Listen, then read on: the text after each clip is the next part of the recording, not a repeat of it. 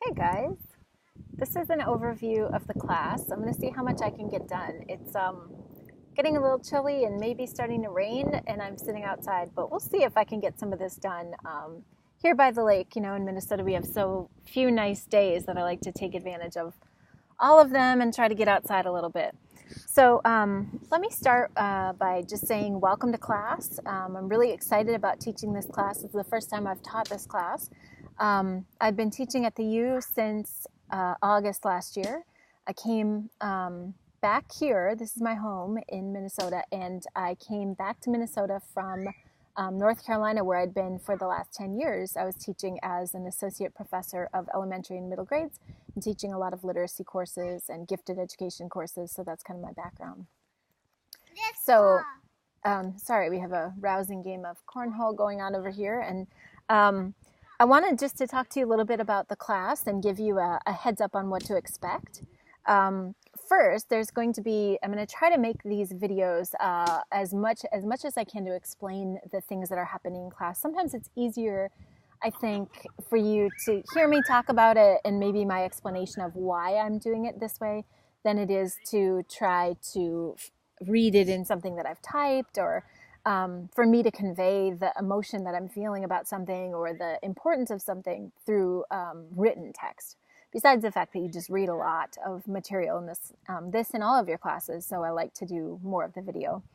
The classes in the literacy program are in the reading license are designed for a cohort of people, and so some of you are part of that cohort. You're in the classes to do your reading license, and some of you are not part of that cohort, but at times we'll refer to the reading license or to the classwork, other classes maybe in the reading cohort.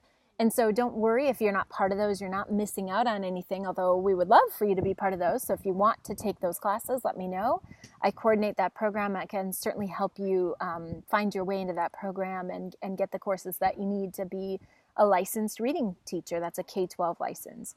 But don't worry if you're not in the cohort, just if we're mentioning things about that, don't worry. In this class, we're going to have a really broad focus on reading issues and the reading process broadly. And we're going to discuss key research, which leads to best practices.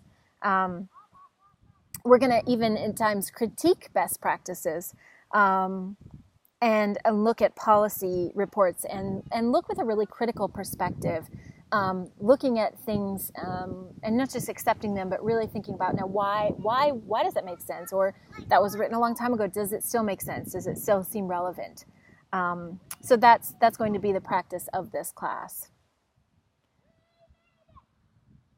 The pacing of the course, gosh, if you've taken a summer class, I know some of you took a class from me already this summer, and you know that the pacing of the class is just crazy. It's so fast. We are starting this class today, or technically yesterday, but really diving into it today, and we will finish by August 4th. That will be, in less than a month, we'll have this class wrapped up.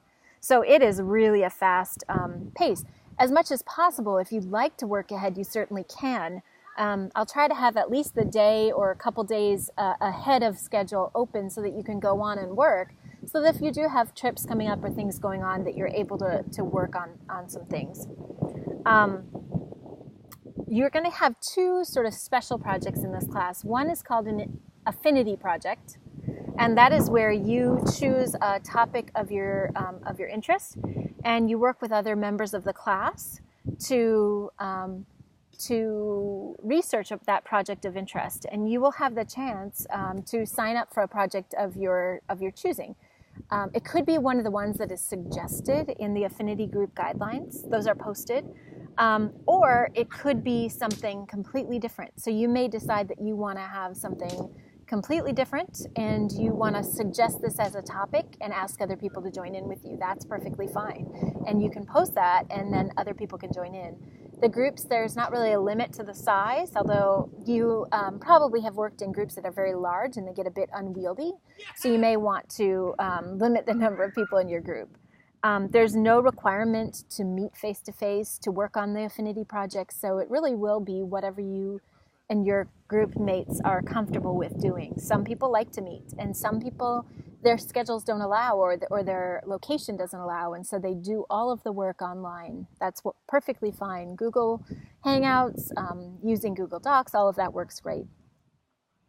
One of the things that we want to really illustrate in this class is, because of the fast pace, this class, we're doing what we would normally do in a 15-week semester in just about 4 weeks, and that then necessitates the pace of this class.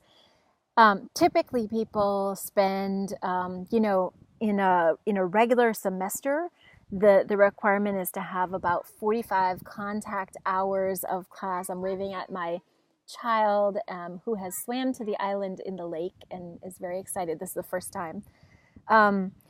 But typically it's 45 contact hours of time. And so if you think about what that would look like over the course of just a few weeks, you can see that, and that's just contact time of what you're doing for classwork. That's not the homework and the preparation and the things that you would do outside of that class. So it really does boil down to about 3 hours of work a day, across the session. Now, some people will have days that are much lighter than that, and some people you'll have days that are much heavier than that. I don't schedule any work days or class session days, let's call them session days, on the weekend ever, never on a Saturday or a Sunday. So you'll only see days, and really we only have about 8 session days where we have something planned, like what you would have logged on and seen for today. We have 8 of those. There are also 2 other days that are built in that are called workshop days, where there's nothing new, there's no new topics that are scheduled.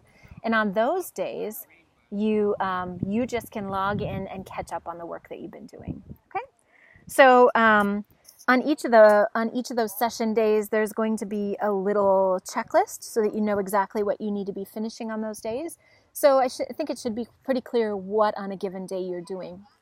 And just as a little hint, the day that something is scheduled, or the day that everything's on the docket or on that topic, that's the day that we really do want for you to be working on it. But typically on those days, there's not a deadline in that something will be late if you don't get all of it done on that day. So you want to try to stick as close to that schedule, within a day probably, of that schedule as possible. The only projects that have deadlines that we're going to really stick to and have late policies on is the capstone and the affinity project. Those are the ones where that's where you see in the syllabus that you would incur like a late penalty of points if you're not getting it in on time. So that's an overview of some of the kind of work schedules and things like that.